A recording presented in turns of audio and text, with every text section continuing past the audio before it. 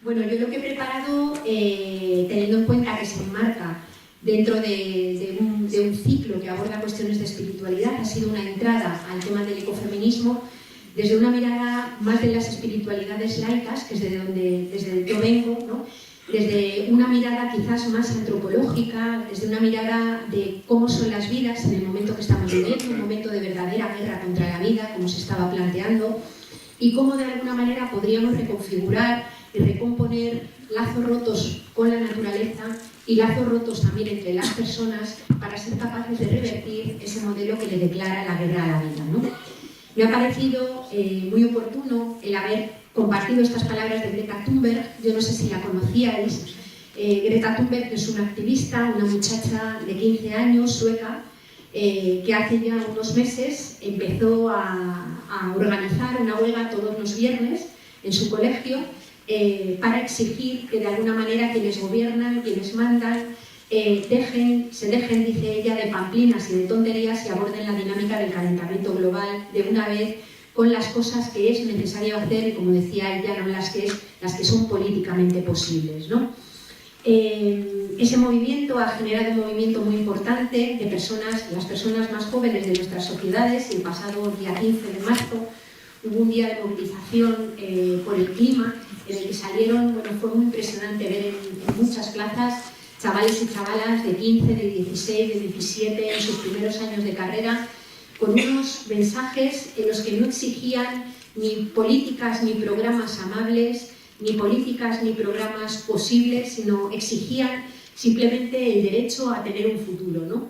Y muchas de las cosas que vamos a compartir tienen que ver con esa exigencia, con esa posibilidad a que las personas tengamos un presente, a que las personas tengamos también un futuro que ya no hablamos de varias generaciones después, sino que estamos hablando ya del propio momento histórico que estamos viviendo, ¿no? Decir que le hemos declarado la guerra a la vida, hegemónicamente, es decir, esta hegemonía económica, cultural y política en la que vivimos, implica pararnos a pensar durante unos segundos en qué hace posible la vida humana.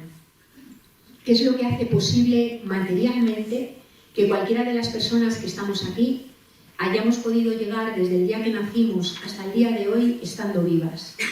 Y tenemos que reconocer dos importantes dependencias que son materiales y también intangibles, pero muy materiales. La primera de ellas es la dependencia de la naturaleza.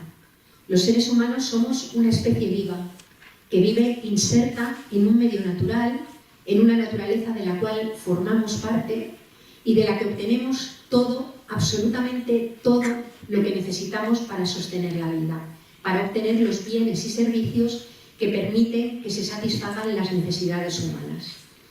Esos bienes fondo de la naturaleza tienen varias características. La primera de ellas es la de no ser ni producidos, ni producibles, ni controlados a voluntad por los seres humanos. Los minerales de la corteza terrestre preexisten a la propia existencia de Homo sapiens. Los ciclos naturales existen previamente también al propio funcionamiento o a la propia aparición, digamos, de Homo sapiens en el planeta, y digamos que esos ciclos naturales, naturalmente, que pueden ser y de hecho han sido alterados por las dinámicas humanas, pero no son controlados a voluntad. Esto nos mete de lleno en la necesidad de repensar nuestras relaciones con la naturaleza de una forma muy diferente a la que nos ha propuesto una buena parte del pensamiento, digamos, económico dominante.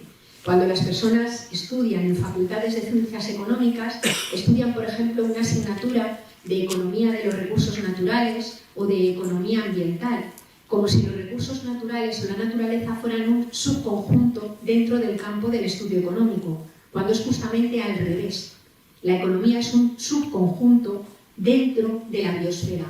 No hay economía posible sin biosfera, no hay tecnología posible sin naturaleza, y por tanto no hay ningún tipo de artefacto o artificio humano, cultural humano, por desarrollado que sea, que se pueda dar o se pueda mantener sin estar apoyado sobre esa base material de la que dependemos.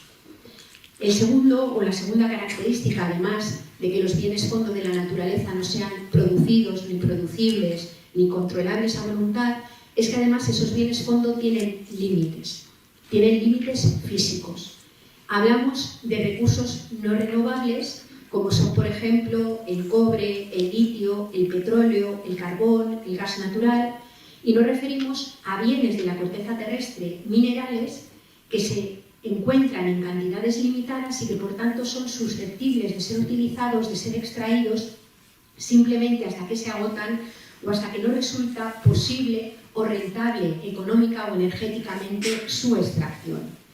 Esos bienes renovables se encuentran ahora mismo en una situación de translimitación. La Agencia Internacional de la Energía reconoció que en el año 2006 se había alcanzado lo que se llama el pico del petróleo convencional, es decir, el momento de máxima extracción a la vez de petróleo, y llamamos petróleo convencional al petróleo de alta calidad, es decir, al petróleo que es fácil de extraer y que una vez extraído tiene calidad para mover máquinas, para mover mercancías, para mover personas, para hacer que funcione el conjunto del metabolismo económico global tal cual funciona en el momento actual. Ese pico del petróleo convencional hace que se hayan empezado a utilizar otros petróleos que se llaman no convencionales, que tienen que ser extraídos con técnicas que os sonarán, como por ejemplo la fractura hidráulica o el fracking, que aquí se quiere utilizar para extraer gas natural, y que, aparte de sus potenciales destrozos, es un método de extracción en el que se gasta mucha energía para obtener la que se saca, es decir, genera una forma, digamos, de obtener energía mucho menos rentable energéticamente y que, por tanto, dificulta el mantenimiento de ese metabolismo económico, ¿no? Pero no solamente nos encontramos con ese problema de energía, sino también con problemas de minerales. Problemas de minerales como es el cobre, como son el neodimio, el litio, el platino, que en este momento son minerales que pretenden ser utilizados para hacer la transición a las energías renovables, que pretenden ser utilizados para fabricar coches eléctricos, que pretenden ser utilizados para ampliar la economía digital y también para robotizar la economía.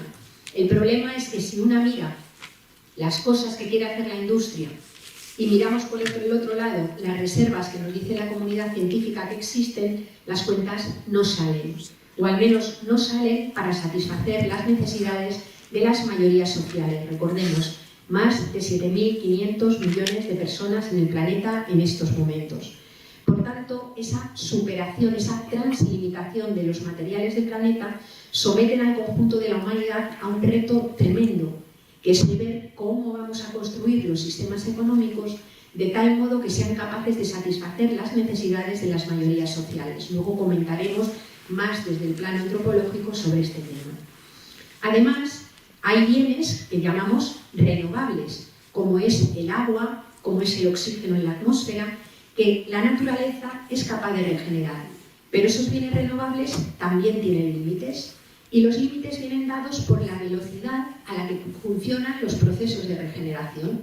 Yo puedo extraer agua del cauce de un río o de un acuífero, y si la extraigo a una velocidad mayor de la que el ciclo del agua permite regenerar de nuevo en ese río o en ese acuífero, nos podemos encontrar topando también con los límites físicos del planeta. Eso siempre sucede cuando utilizamos la capacidad regenerativa de la Tierra a más velocidad de la que la Tierra puede regenerar. Y por último, lo que llamamos sumideros del planeta, que también tienen límites. Los sumideros del planeta son los procesos que degradan todos los residuos que genera la actividad humana y no humana. Cuando el flujo de residuos es mucho más rápido que el funcionamiento de esos ciclos naturales, se produce el mismo efecto que cuando de repente cae una tromba de agua y una alcantarilla deja de poder tragar. Llega un momento en el que deja de funcionar y se producen inundaciones. Las inundaciones en los suelos, en la atmósfera o en el agua de los residuos generados es lo que llamamos fundamentalmente contaminación. Y en este momento esos ciclos naturales están también completamente sobrepasados y translimitados, ¿no? Tanto por el lado de los residuos como por el lado, digamos, de esa capacidad regenerativa de la Tierra. Por tanto, somos seres ecodependientes. Estamos sujetos radicalmente a los límites físicos del planeta que ya están translimitados. Y esto nos aboca a pensar lo que debimos de pensar hace ya unos cuantos años, cuando en los años 70 se publicaba el informe Meadows sobre los límites al crecimiento, que era un informe que advertía que de seguir con el mismo modelo de producción de bienes, de consumo y de crecimiento de población, llegaría un momento en el que los límites físicos del planeta se superarían. Aquel informe, que se publicó en el año 72, si no recuerdo mal, es un informe que hacía unas ciertas proyecciones y fue un informe denostado durante los años 80 porque se decía que no cumplía lo que había predicho, ¿no? Sin embargo, si el informe falló en algo fue en quedarse corto. Planteaba que el pico del petróleo se alcanzaría en el año 2020 y se alcanzó, sin embargo, en el año 2006, igual que otros elementos que ya advertía ese informe, ¿no? La clave está en que en un planeta que tiene límites físicos, nada, absolutamente nada, se puede plantear crecer de forma ilimitada. Ni un bosque de robles, ni un arrecife de coral, ni el tamaño de una ciudad, ni por supuesto el tamaño de ningún sistema económico puede crecer de forma ilimitada mientras para crecer necesite extraer constantemente materiales de la corteza terrestre o generar residuos. Ahí nos encontramos con una primera tensión estructural que marca esta dinámica de guerra contra la vida. Pero los seres humanos no solamente somos seres ecodependientes, sino que somos seres radicalmente interdependientes. La vida de un ser humano en solitario es absolutamente imposible. Para que nuestra vida se dé, se tiene que dar necesariamente en un marco social, en una comunidad que a lo largo del tiempo y a lo largo de toda la vida se ocupe de sostener las necesidades que se derivan de tener cuerpo, de vivir encarnados y encarnadas en un cuerpo que tiene necesidades a lo largo de toda su existencia. Es evidente que una criatura recién nacida no sobrevive a sus primeros años de vida si nadie la cuida. Hablamos de alimentar, de mover, hablamos de acunar, hablamos de levantar, de acostar, de asear, también de abrazar, de nombrar, de besar, porque hasta para amarnos a nosotras mismas necesitamos hacerlo las personas a través del reconocimiento que la comunidad que nos acoge y que la sociedad que nos rodea hace de nosotras, nombrándonos, reconociéndonos y dándonos, digamos, el reconocimiento que necesitamos para sentirnos parte del lugar al que llegamos, ¿no? Pensemos en el momento de la vejez. Somos sociedades que alcanzamos altas esperanzas de vida y esas altas esperanzas de vida implican que hay muchas personas mayores que pasan los últimos años de su existencia en una condición de intensa vulnerabilidad.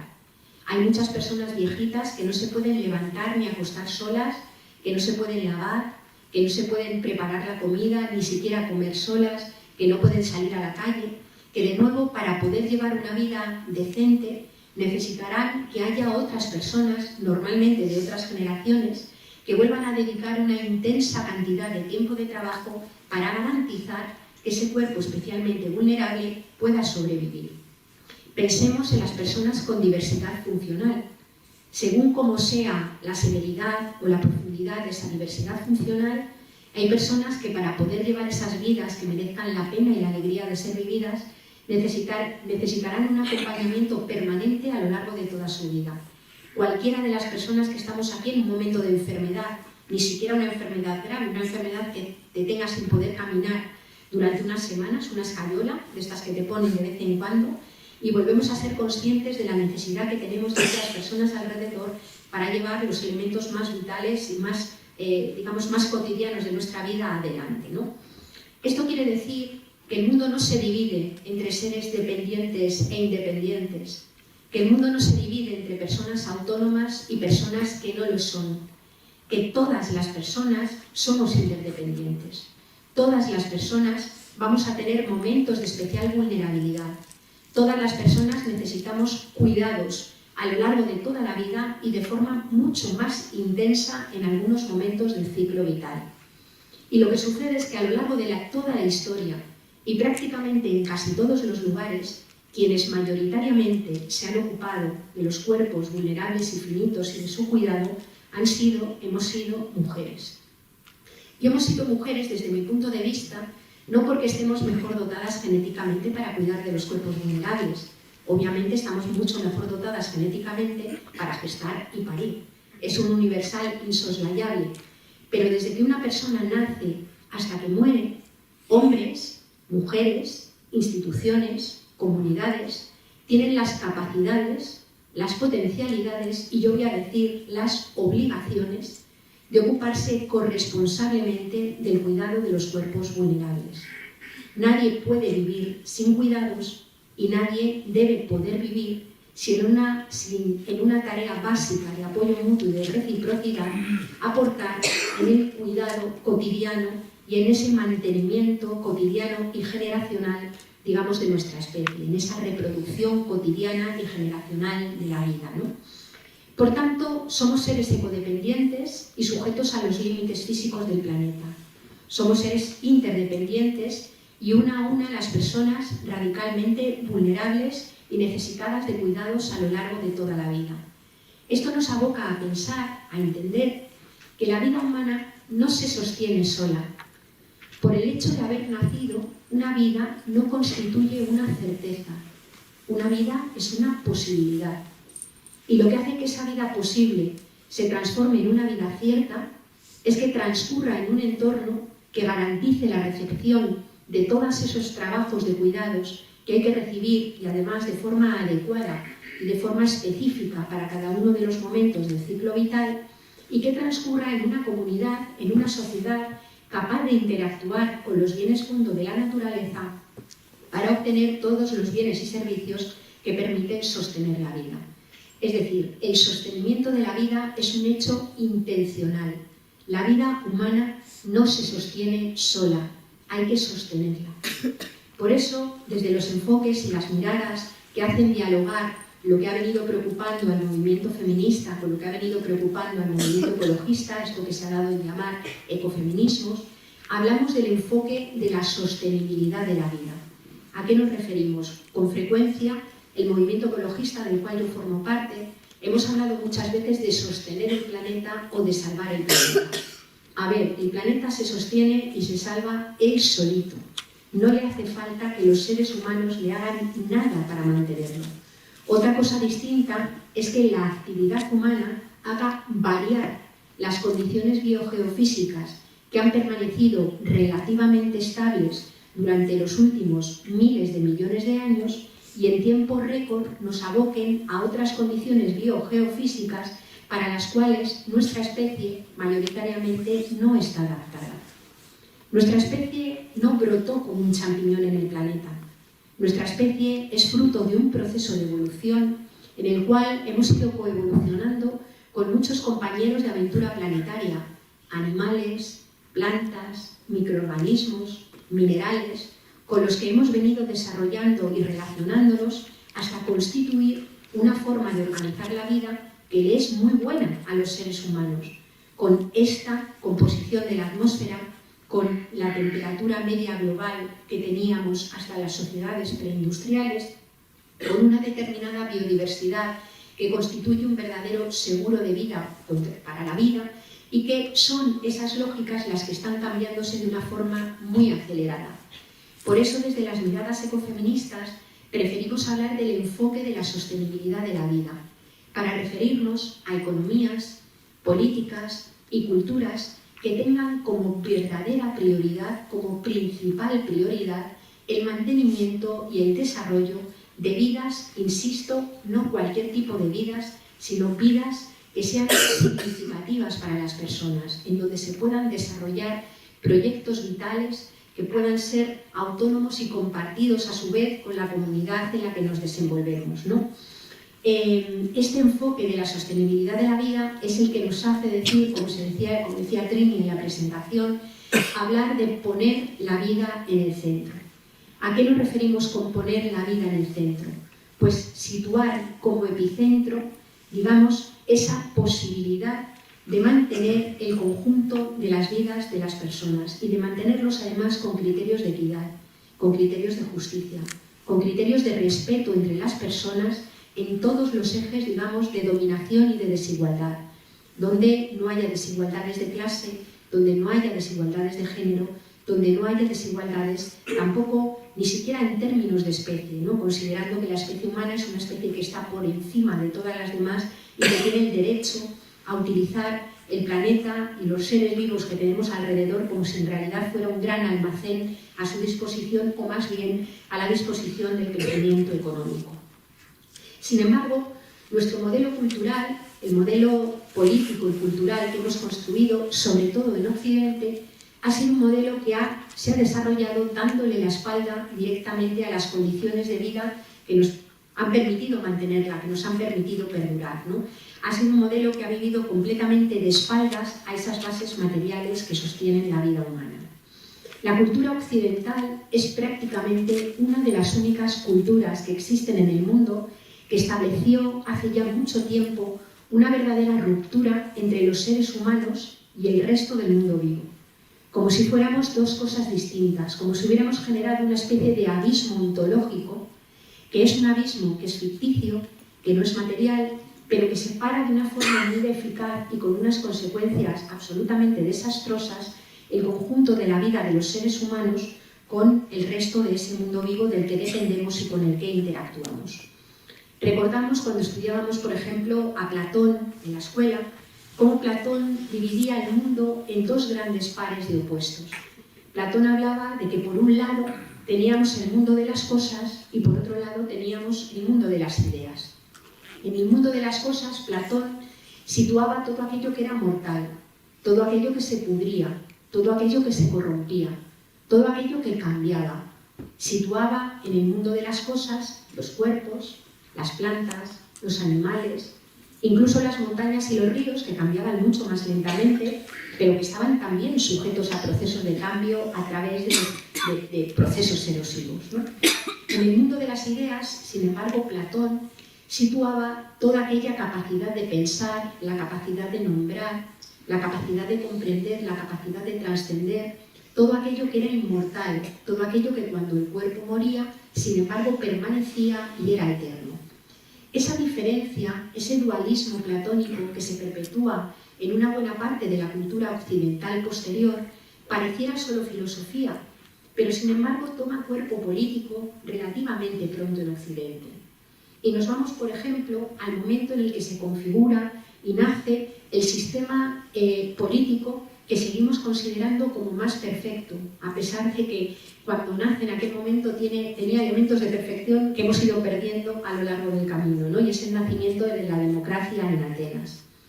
Fijémonos que cuando nace la democracia ateniense, en su momento de mayor apogeo, cuando mejor funcionaba, en Atenas vivían unos 34.000 ciudadanos hombres que iban al ágora.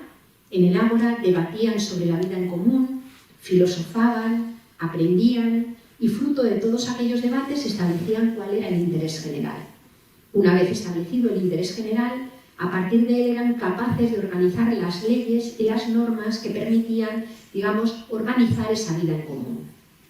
Pero en aquel momento de máximo apogeo en la democracia ateniense, en Atenas vivían también 160.000 esclavos y esclavas. Personas que no tenían la categoría de ciudadanía, que no iban al ágora, que no participaban en los debates, personas que se ocupaban de cultivar, tejer, extraer piedra de la tierra, construir edificios, pescar, es decir, se ocupaban de interactuar con los bienes fondo de la naturaleza para a partir de ellos obtener los bienes y servicios que hacían falta para mantener la vida de todos. La de los ciudadanos, obviamente, en mejores condiciones, y la de los sujetos esclavizados en peores condiciones, ¿no? Y no solamente había 34.000 ciudadanos y 160.000 esclavos y esclavas, sino que es de suponer que hubiera unas 34.000 esposas de ciudadanos, que tampoco tenían categoría de ciudadanía, que tampoco iban al ágora ni debatían sobre la vida en común. Su función era mantener la reproducción cotidiana y generacional de la vida de toda la polis, de toda la ciudad, en un espacio completamente separado del espacio público y político que se conformaba en el ágora, en el espacio donde se generaba el debate político. En ese espacio, el espacio doméstico, las esposas de ciudadanos pues parían hijos e hijas de ciudadanos y se ocupaban obviamente en mejores condiciones que esclavos y esclavas, se ocupaban básicamente de mantener el conjunto de las vidas, de garantizar que se cuidara a los mayores de los ciudadanos y garantizar incluso que se cuidara el propio cuerpo del ciudadano, que de alguna manera podía desentenderse de su propia higiene, el lavado de su ropa o la preparación de su comida, no porque no pudiera vivir sin comer o sin lavarse la ropa, sino porque básicamente en ese otro espacio oculto, invisibilizado a la política, había otras personas, otros seres que se ocupaban de hacerlo. ¿Por qué planteo esto? Porque la noción de sujeto político que emana en aquel momento, el sujeto político que debate, que dialoga, que delibera y que toma decisiones, es un sujeto político y es un sujeto político que en el marco de sus debates no incorpora la práctica experiencial de lo que es interactuar con la naturaleza para producir bienes y servicios, y tampoco incorpora la práctica experiencial de lo que es el cuidado cotidiano de los cuerpos y de la vida. Es un sujeto político que nace desgajado de la tierra, descorporeizado, no porque pueda vivir desgajado de la tierra o descorporeizado, sino porque en lugares separados del espacio político e invisibles a la política, como es el espacio doméstico, hay otras personas, territorios y otras especies que se ocupan, que se especializan, digamos, en el sostenimiento de esa parte material de la vida, en esas relaciones de codependencia y de interdependencia, dejando tiempos libres disponibles para que otras personas los ocupen, digamos, en conformar ese espacio político, ¿no?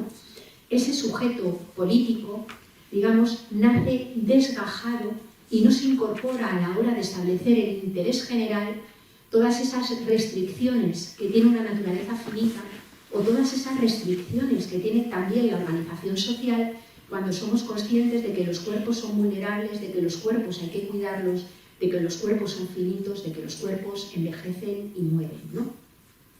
Bueno, pues ese sujeto político que nace en aquel momento y que deja fuera a todas estas otras personas que en espacios menos valorados, que en espacios menos importantes se ocupan de ese sostenimiento cotidiano de la vida, es el sujeto que triunfa y es el sujeto que se perpetúa, digamos, en toda la historia de Occidente posterior. Es el sujeto protagonista, por ejemplo, también del nacimiento de la ciencia moderna, donde empezamos a ver cómo, por ejemplo, Descartes reproduce todo el dualismo del pensamiento platónico al separar también el mundo entre aquel mundo, digamos, la res extensa a la que él se refiere, como el mundo que tiene que ser pensado, que tiene que ser descubierto, que tiene que ser interpretado, y la persona que piensa el mundo y que dice Descartes que lo piensa con total objetividad y neutralidad siempre y cuando aplique las reglas del método científico. Digamos que, aunque hubo pensadores muy disidentes de ese dualismo durante el periodo de la modernidad, el pensamiento de Descartes, el de Bacon o el de Newton asienta esta separación entre los seres humanos y la naturaleza. Por ejemplo, la mecánica de Newton establece o viene a formular que la naturaleza funciona como una gran máquina, como un gran reloj que había sido diseñado por Dios. Decía Newton, la naturaleza, el mundo, funciona como si fuera un gran reloj.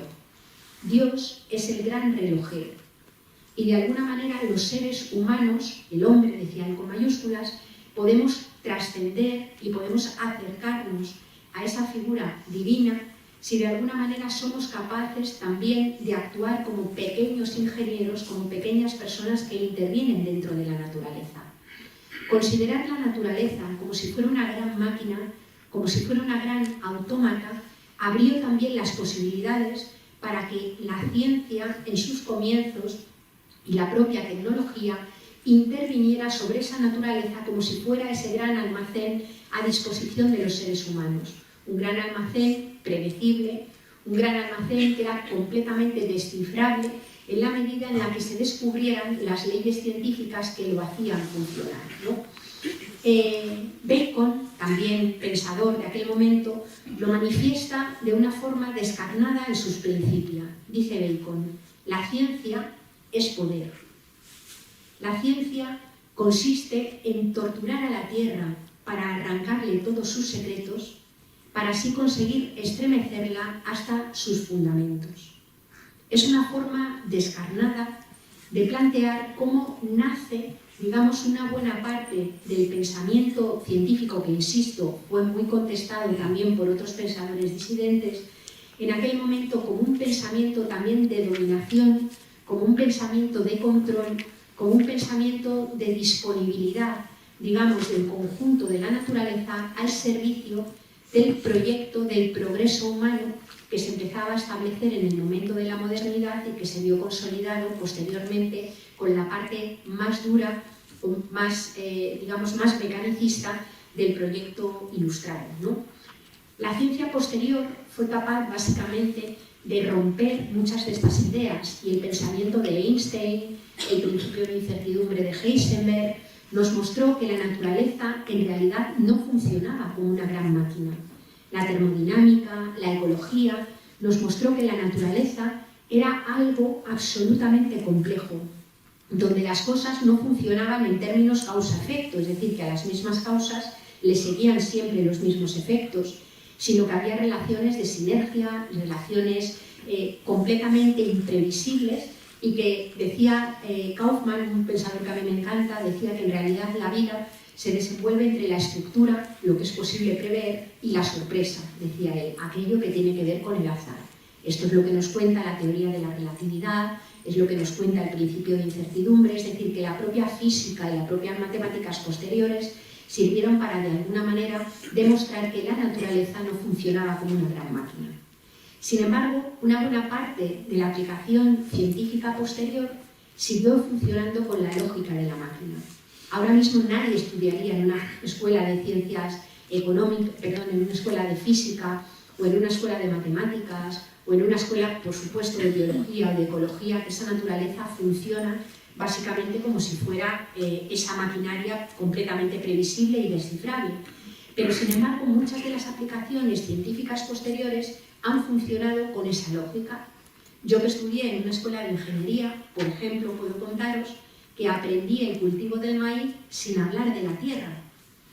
Lo que hacíamos era aprender el cultivo del maíz calculando, nos decían cuántos fosfatos, cuántos nitratos y cuántos litros de agua hacían falta para que saliera un cultivo de maíz. Y eso nos servía para cultivar maíz en esta moqueta, o para cultivar maíz en Jaén, que no es territorio muy adecuado para la cosa del maíz, o para cultivar maíz, por ejemplo, en Galicia, donde se da de otra manera. No había nada imposible, no había que atender a las vocaciones de esa tierra. Simplemente calculando fosfatos y nitratos, lo único que necesitábamos era capital para poder comprar los fosfatos, los nitratos o el agua que faltaba para poder cultivar exactamente donde nos diera la gana. Porque el conocimiento nos permitía sobrepasar esos límites que la naturaleza había puesto para el propio progreso humano, ¿no? Bueno, esta separación que se establece entre cultura y naturaleza y que se ha ido postergando, digamos, en la historia posterior de Occidente, hay muchísimas otras culturas en otros pueblos que viven en culturas mucho más cercanas y mucho más apegadas a la naturaleza, ha hecho que nuestro marco cultural haya aprendido a mirar la tierra y también los propios cuerpos de las personas desde la exterioridad, desde la superioridad y desde la instrumentalidad. La tierra concebida como un gran almacén de recursos a disposición de los seres humanos. Los seres humanos considerados superiores, digamos, al conjunto de la vida y, por tanto, merecedores, como decía Bacon, de dominarla y someterla. Y una mirada desde la exterioridad, como si lo que le pasa a la tierra no nos afectara a nosotros. Por eso hablamos de salvar el planeta. Salvemos el planeta. Como si detrás de salvar el planeta no fuera exactamente las posibilidades de seguir manteniendo la vida, que es la posibilidad de seguir interactuando con esa naturaleza de la que dependemos radicalmente, ¿no? Desde mi punto de vista, por ejemplo, la encíclica Laudato Si de Francisco recoge bastante bien toda esa dinámica y toda esa interacción, ¿no?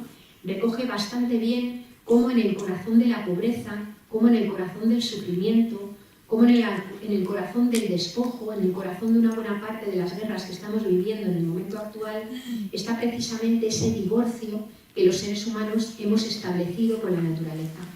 Está ese habernos alejado de aquellas reglas, de aquellas dinámicas que permiten que ese planeta completamente alucinante y maravilloso del que formamos parte, en el que se dan procesos increíbles como el de la fotosíntesis. Yo me vais a perdonar, me suelen decir que soy muy fan de la fotosíntesis y que se me nota.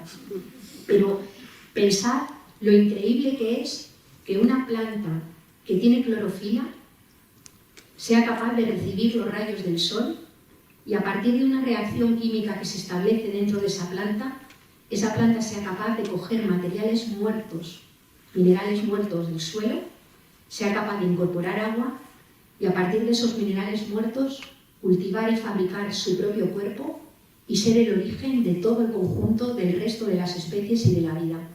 A mí me parece un proceso increíble, fruto de una maravillosa casualidad y de un repertorio variadísimo de posibilidades que ha tenido nuestro planeta.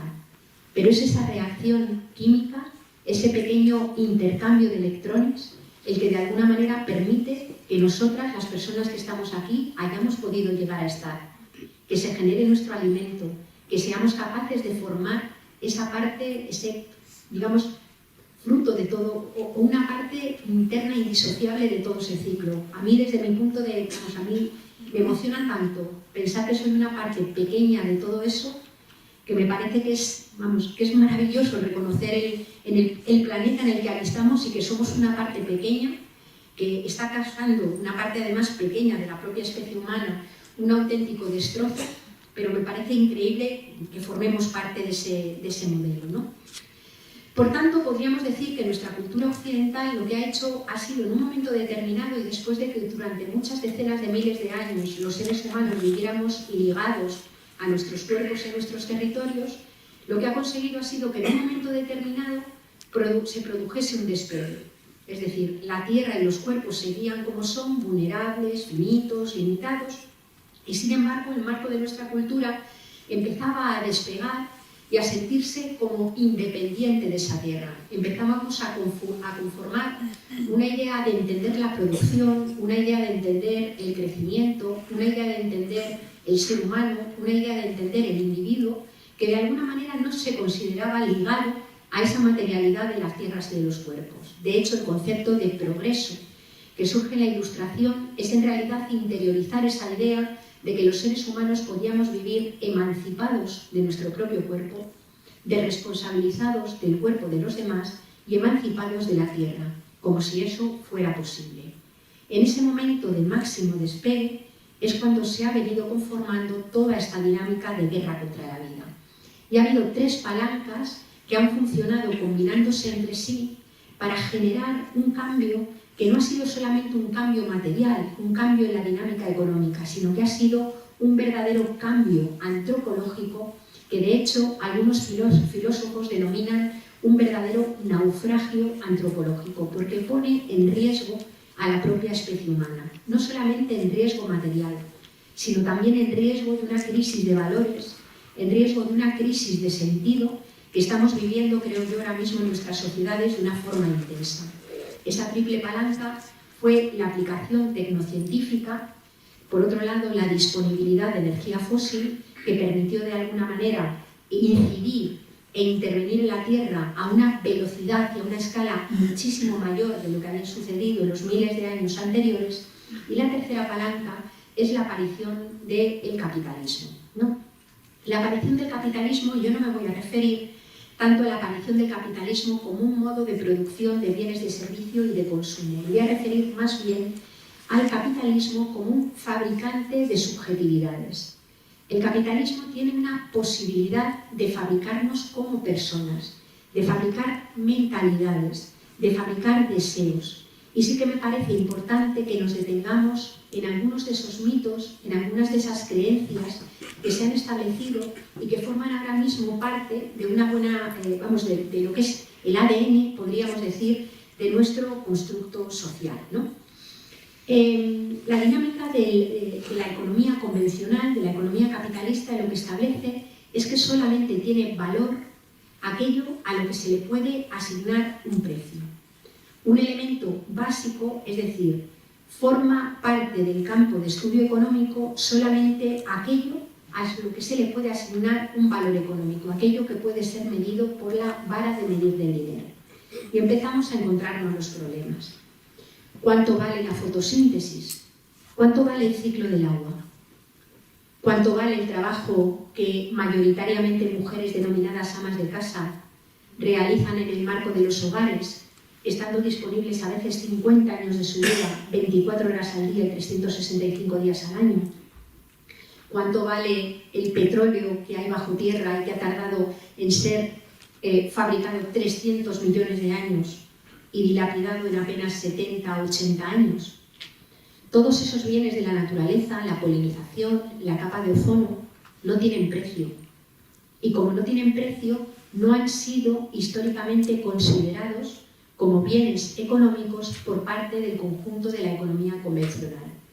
Y al no ser considerados bienes económicos, directamente han desaparecido del campo de estudio económico.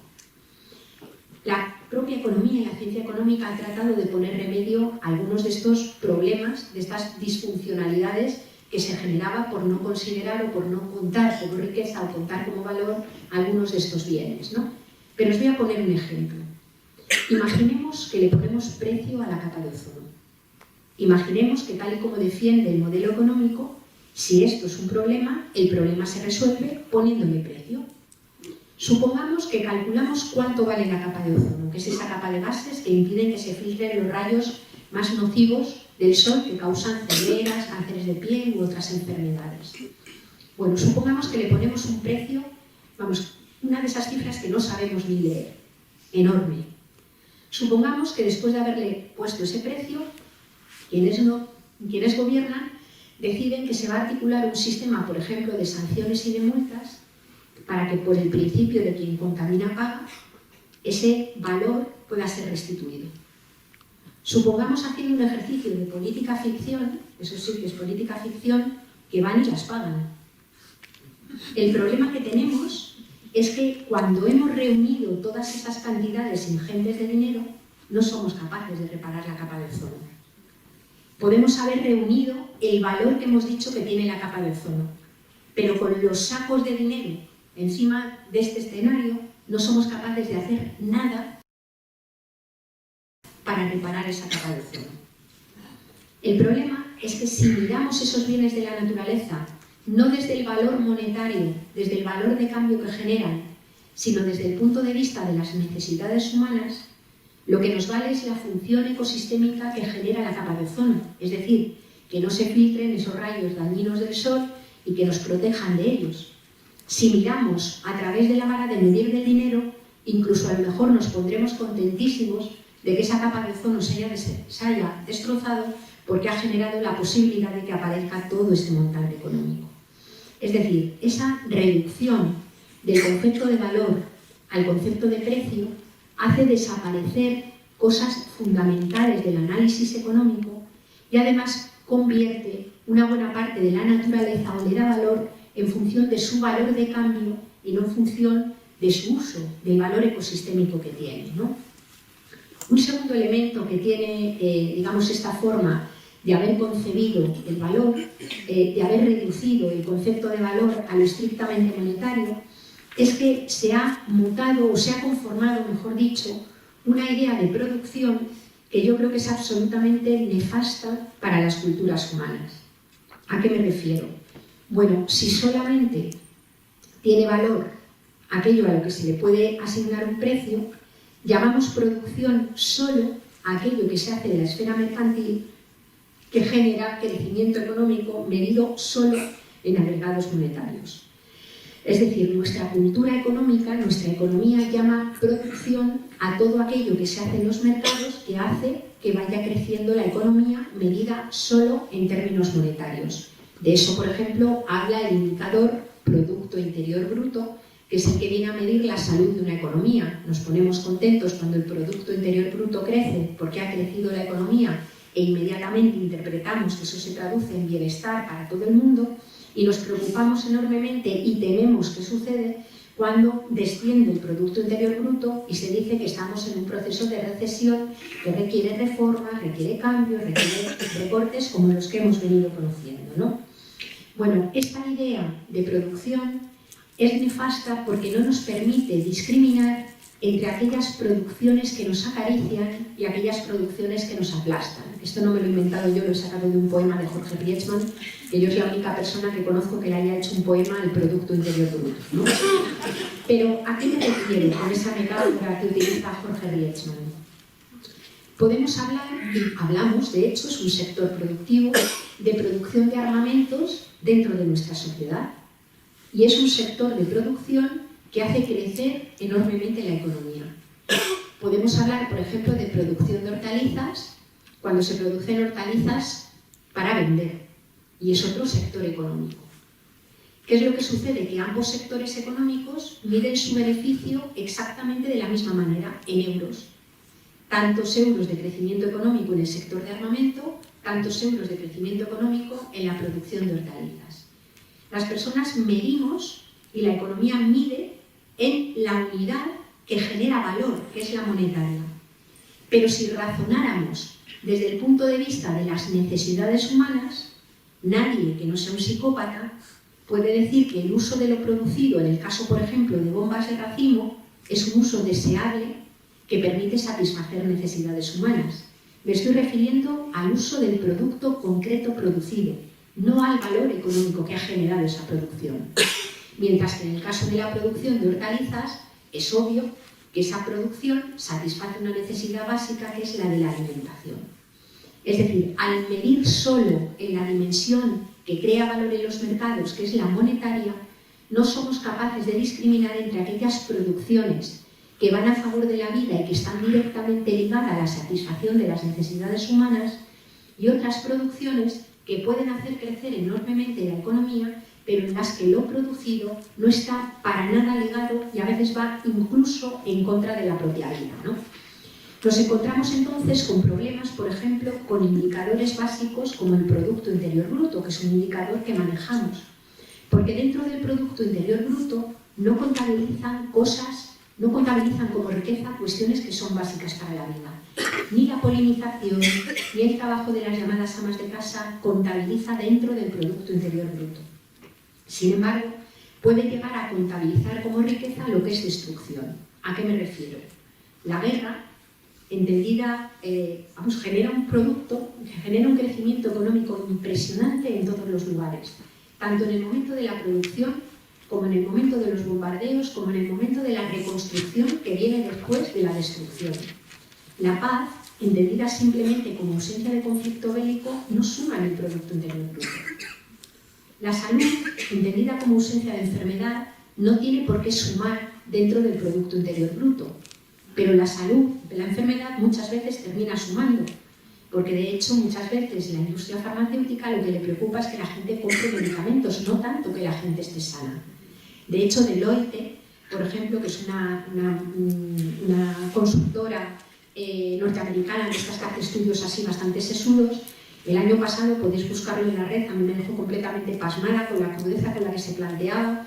Hacía un estudio encargado por la industria farmacéutica internacional y la conclusión de Deloitte, con la que aconsejaba en aquel documento a la industria farmacéutica, era: miren, curen ustedes las enfermedades, pero no las curen del todo. Es decir, tiene que ser una cosa como ten con ten para que se pueda más o menos mantener la producción, ¿no? Lo que quiero decir con esto es que razonar estricta y exclusivamente en el mundo de los agregados monetarios tiene muchísimos problemas. No digo que no haya que manejar el Producto Interior Bruto. Lo que digo es que no puede ser el único indicador que nos sirva para medir la salud de una economía. Que la cuestión de las necesidades humanas, que la cuestión de qué necesidades se satisfacen con esa economía es absolutamente central. Sin embargo, esta mirada sobre la producción, que se centra en esa vara de medir del dinero y que esconde, orilla y oculta todas esas relaciones con la naturaleza de codependencia y todos esos trabajos de interdependencia que hay que hacer sí o sí para mantener la vida, al orillarlo, directamente lo que ha sucedido es que me he incorporado una cuestión que es un mito como una cuestión absolutamente sagrada, y es el mito del crecimiento. El hecho de considerar que la economía necesariamente tiene que crecer para que las vidas humanas se puedan mantener. Y ese es un convencimiento, es una creencia que está en el marco de nuestras sociedades y que un pensador como Hinke Lamert ha dicho que básicamente ha conducido a establecer una especie de lógica sacrificial. ¿A qué se refiere? Bueno, hemos interiorizado de tal manera que más que necesitar respirar, más que necesitar agua, más que necesitar alimentos o casa o relaciones, necesitamos dinero, que al final interiorizamos que todo merece la pena ser sacrificado con tal de la economía crezca. Todo, absolutamente todo, merece la pena ser sacrificado si la contrapartida es el crecimiento económico del que hemos interiorizado que básicamente depende cualquier tipo de posibilidad de mantener vidas buenas. Incluso, aunque con nuestros propios ojos veamos que la promesa no se cumple. Por ejemplo, podríamos poner 1000 ejemplos, pero podríamos hablar del PEIT, el Plan Estratégico de Infraestructuras, que se construyó, que se elaboró para el Estado español prácticamente en 1994 y que sigue vigente al día de hoy y que ha sido mantenido por gobiernos de diferentes colores. Ese Plan Estratégico de Infraestructuras ha ido marcando qué infraestructuras de transporte eran necesarias en nuestro país. Están colgados en la página del Ministerio de Fomento. Mirad las exposiciones de motivos de cualquiera de aquellos proyectos. Trenes de alta velocidad, autopistas, carreteras, puertos, aeropuertos. En todos ellos, en la exposición de motivos, lo que iba era la generación de puestos de trabajo directos e indirectos, contabilizados en decenas de miles de puestos de trabajo, directos e indirectos. Yo recuerdo el del AVE Madrid-Alicante, que eran de hecho más de 10.000 puestos de trabajo entre directos e indirectos, lo que iba a generar la línea de tren de alta velocidad, ¿no? Bueno, pues hoy, más de 20 años después, somos un país récord en infraestructuras. Segundo país del mundo en kilómetros de AVE per cápita. Primer país del mundo en kilómetros de autopista per cápita. Tenemos radiales y carreteras que ahora tienen que ser rescatadas con dinero público porque no pasan por ellas el número de coches necesarios. Tenemos aeropuertos prácticamente en casi todas las provincias en donde viene a aterrizar un medio avión al mes. Tenemos puertos por los que no pasan barcos. Somos un país récord en infraestructuras per cápita y somos un país récord en paro. Los puestos de trabajo directos e indirectos no llegaron nunca, pero está tan asentado que pensad vosotros y vosotras mismas en cualquier proyecto que sea cuestionado, cómo rápidamente se disciplina y se acaba ya cualquier tipo de propuesta si la contrapartida es la generación de puestos de trabajo, si la contrapartida es el crecimiento económico. Aunque mirando con nuestros propios ojos podamos ser capaces de ver que en una buena parte de los casos eso no se produce. Desde mi punto de vista, la interiorización de esa lógica sacrificial es un problema antropológico de un calado brutal. La lógica esa de que merece la pena sacrificar lo vivo para que la economía crezca, me parece que genera un problema tremendo que está detrás de mucho de lo que estaba planteando Greta en el vídeo, cuando lo hemos puesto al principio, ¿no? Cuando ella decía, hasta que no hagamos lo necesario y no lo políticamente posible, estaremos perdidos. Tenemos el problema de que básicamente estamos centrados en la dinámica de lo posible, y la dinámica de lo posible es la dinámica que se circunscribe a la posibilidad de crecimiento económico. Si no entra por la maximización del beneficio, si no entra por la maximización del capital, nuestras vidas no tienen sentido. Y eso lo que hace es supeditar las vidas humanas y también las otras vidas a una lógica contable. Nuestras vidas tienen sentido, nuestras vidas tienen derecho a ser, mientras sean capaces de generar beneficio económico. Las ciudades se convierten en la marca ciudad. Los campos, los productos, tienen sentido en la medida en la que generen valor económico. Y no hay un razonamiento que esté centrado tanto en torno a las necesidades humanas o a las formas de satisfacerlas. Ese funcionamiento, que lo tenemos tan calado, ha terminado generando una serie de problemas que yo creo que son los que tenemos, los que debemos afrontar en este momento. Y, insisto, estoy centrándome en la parte antropológica, no estoy centrándome en las propuestas que podríamos hacer, por ejemplo, para disputar esa hegemonía económica, que es posible. No es cierto que no haya alternativa. En cajones de ministerios, en cajones de universidades, hay estudios sobre cómo transformar nuestro mix energético, cómo producir alimentos que no envenenen ni a la tierra ni a las personas, cómo reconvertir nuestros sistemas industriales, cómo modificar y hacer cambiar nuestras ciudades para que no sean tan despilfarradoras en energía y generadoras de gases de efecto invernadero, cómo poder hacer cambiar nuestros sistemas alimentarios para básicamente conseguir no destruir la tierra y acelerar el cambio climático. Sabemos que el consumo de productos de proximidad, sabemos que consumir productos de temporada, sabemos que reducir de una forma drástica la ingesta de proteína animal cuando viene fruto de la ganadería industrial puede resolver enormemente muchos de estos problemas. Es decir, no hay un problema de falta de alternativa.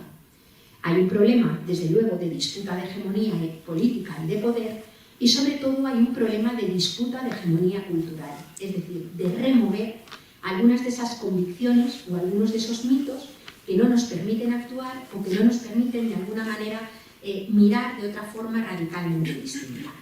Algunos de esos elementos a remover es la cuestión de la percepción de los límites. La vida humana tiene límites.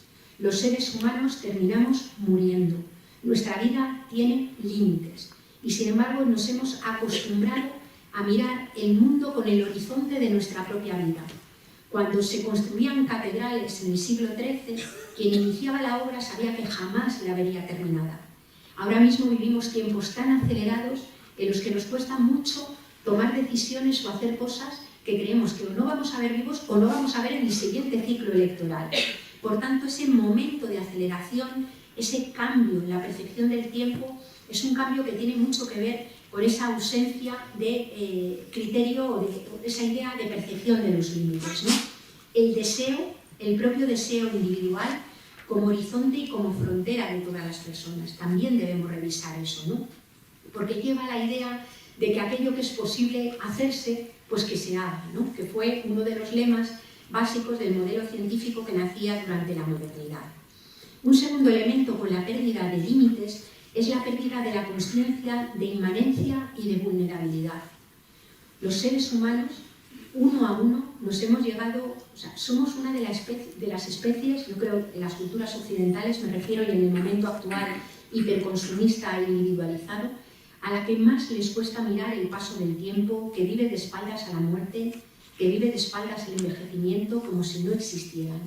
A nuestros cuerpos se les pide, como si fueran una mercancía, estar siempre nuevos y flamantes, y vivimos con dolor el envejecimiento, la discapacidad, la diversidad funcional, la enfermedad, como si fueran anomalías o cosas raras que nos pasan en la vida, cuando es un rasgo inherente y esencial de la propia vida humana. En ese sentido, yo creo que la percepción sobre los cuerpos y sobre la inmanencia también ha cambiado, ¿no? El concepto de progreso y de emancipación. Necesitamos de alguna manera darle una vuelta importante. Yo creo que necesitamos resignificar la idea de progreso.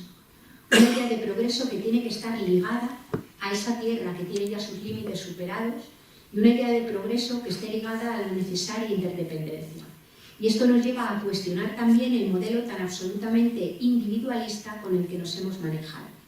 Un modelo, digamos, de una fantasía de la individualidad, que suele decir Almudena Hernando, que es una fantasía porque ningún ser humano puede vivir individualmente. Es decir, un modelo de progreso que, como decía antes, ha concebido el progreso como poder vivir ficticiamente, emancipado de las naturalezas y de sus límites, emancipado de la vulnerabilidad y de la finitud de los cuerpos, en una especie como de convicción y de ilusión de inmortalidad que obviamente no se produce, pero que está muy presente, digamos, en el marco de nuestras sociedades, ¿no? Por tanto, cuando nos planteamos de alguna manera por dónde mirar o por dónde trabajar, insisto, desde el punto de vista de las espiritualidades, desde el punto de vista antropológico, lo que somos, tenemos que pensar, o yo creo que necesitamos un verdadero aterrizaje forzoso en la tierra y en los cuerpos. ¿A qué me refiero? Si nos habíamos separado y en el momento de máxima separación hemos establecido el concepto de progreso, hemos establecido el concepto de crecimiento, necesitamos un aterrizaje forzoso, suave, controlado, planificado, que de alguna manera nos permita volver a vivir ligados a lo que la Tierra puede producir y ligados y conectados, digamos, con esa dinámica de interdependencia y esa dinámica comunitaria sin la cual no podemos vivir. Y ahí es donde hablamos de poner la vida en el centro. Hablamos de recoger y de recuperar esa sensación de codependencia, de pertenencia a la Tierra, recuperar una idea de ser seres insertos en ese medio natural y esa idea de ser seres que uno a uno no son viables, no somos, no nos podemos mantener, de seres que son esencialmente comunitarios, de seres que somos sociales. Recuperar esa idea de cooperación como principio político. Es verdad que a lo largo de la historia, sobre todo de la historia de Occidente, se ha resaltado muchísimo en la literatura sobre competitividad dentro de la naturaleza. Y es cierto que existen las relaciones de competitividad dentro de la naturaleza. Es cierto que existe la violencia, es cierto que existe la pugna. Pero también dentro de la propia naturaleza existe la cooperación como una forma que ha sido absolutamente inevitable para poder mantener la vida. Una banda de palomas torcaces se organiza para cazar en grupo. Y se organizan para cazar en grupo porque a lo largo de la evolución han comprendido, aunque no lo comprendan de una forma consciente, en el sentido consciente de nuestra conciencia, han comprendido que cuando cazan individualmente tienen unas posibilidades que se reducen en un 50% de poder sobrevivir. Hay unos murciélaguitos pequeñitos en la zona de Ecuador que se llaman vampiros de azada, que muestran también dinámicas importantísimas de altruismo. Estos vampiros viven chupando sangre del ganado, pero en algunos momentos, cuando algunos de los miembros de la bandada no ha podido chupar sangre y está a punto de morir, lo que hacen es que otros vampiros se dejan chupar un poquito de su sangre para que ese ser pueda sobrevivir.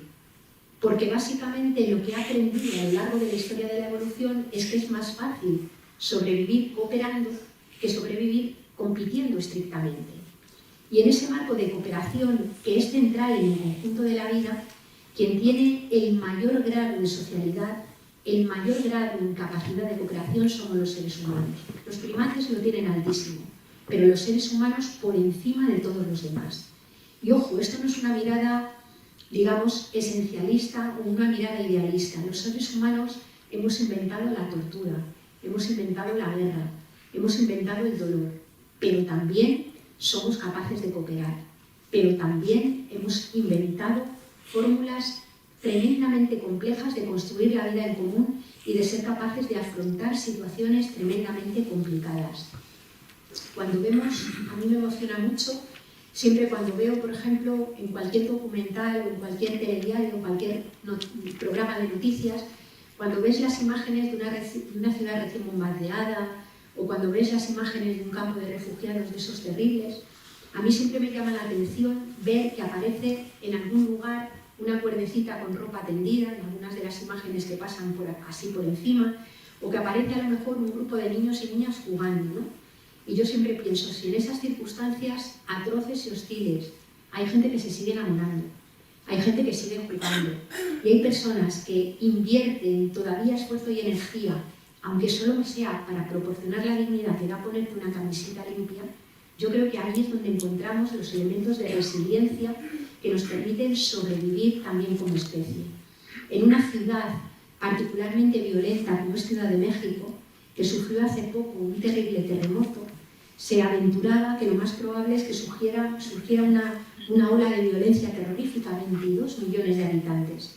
Y sin embargo, toda la gente que vivió en México se quedó impresionada por cómo la ola de solidaridad y de cooperación consiguió afrontar un momento tan tremendamente difícil con una dinámica de apoyo mutuo, con una dinámica de colaboración.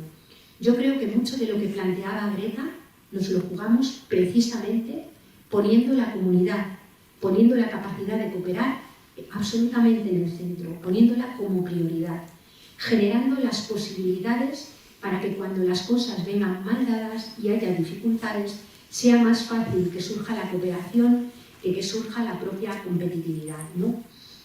En esa dinámica y en ese cambio, poner la vida en el centro, debemos, creo yo, y quiero someter a vuestro debate, debemos resignificar muchas cosas y muchos conceptos que damos por hechos, ¿no? El concepto de igualdad. La igualdad es una hermosa virtud, el concepto de equidad es hermoso, pero en un planeta, digamos, en el que hay límites, la igualdad significa necesariamente introducir determinadas restricciones a la capacidad o a la voracidad de tener que tienen algunas personas. Es decir, la lucha contra la pobreza es exactamente lo mismo que la lucha contra la excesiva riqueza. Y esos son elementos que tenemos que poner encima de la mesa. Desde ese punto de vista, la libertad no será, a mi juicio, la libertad de hacer lo que yo desee, la libertad de cumplir hasta mi último deseo, sino la libertad de desarrollar proyectos de autonomía, proyectos vitales significativos, siendo conscientes de que ese planeta tiene límites físicos y que hay otras personas que necesitan tener los mínimos que se necesitan para vivir. Es decir, libertad y justicia, desde mi punto de vista, van de la mano. Y eso significa trabajar y abordar lo que hemos llamado el principio de suficiencia, es decir, el principio de aprender a vivir con lo suficiente. A mí me da mucha rabia cuando llaman políticas de austeridad a las políticas de recortes, porque la austeridad es una hermosa virtud que tiene que ver con el uso prudente de lo que existe. El principio de suficiencia, es decir, el aprender a vivir con poco, en lo material me refiero, podemos vivir con muchas más riquezas relacionales, el aprender a vivir bien con menos es una clave central, digo, en nuestros territorios. Obviamente no me refiero a aprender a vivir bien con menos a aquellas personas que ya tienen muy poco. Me refiero a las que podemos permitirnos vivir con menos energía, menos materiales, menos productos manufacturados, sin perder necesariamente ningún tipo de bienestar ni de calidad de vida. Discutir sobre el concepto de bienestar, discutir sobre el concepto de vida buena, discutir sobre las necesidades, qué es lo necesario para poder mantener vidas decentes.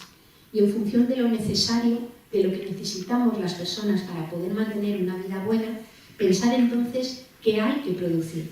No todo lo que se produce sirve para satisfacer necesidades. Y en función de las necesidades y las producciones, pensar entonces en cuáles son los trabajos socialmente necesarios.